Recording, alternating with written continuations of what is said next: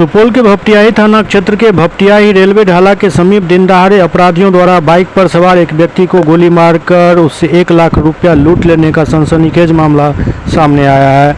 घटना के बाद इलाके में दहशत का आलम है। बताया जा रहा है कि बाइक पर सवार मोहम्मद जन्नत हुसैन को जांघ में गोली लगी है, जिससे वो गंभीर रूप से घायल हो गए।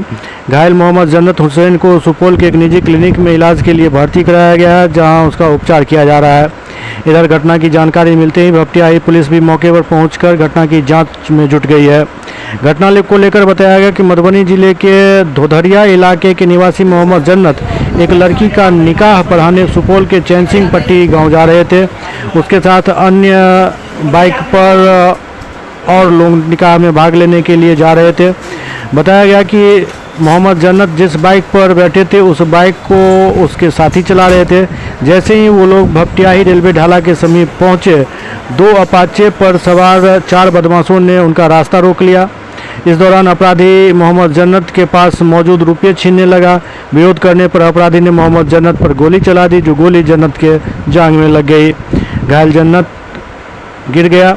इस बीच अपराधी ने मोहम्मद जन्नत से 1 लाख रुपये लूट कर फरार हो गए।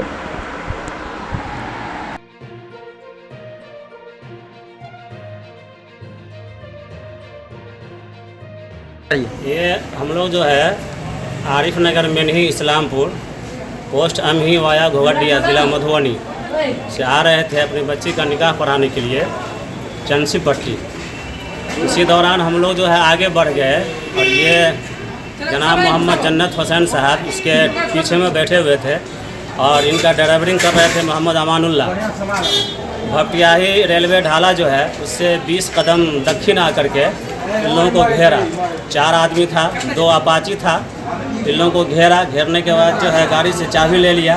वो चाबी अब तक वही डकैत कहिए या डाकू कहिए उसके पास है।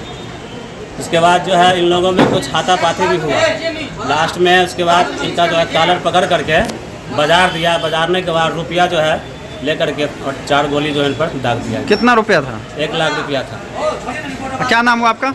मोहम्मद अखलाक अहमद।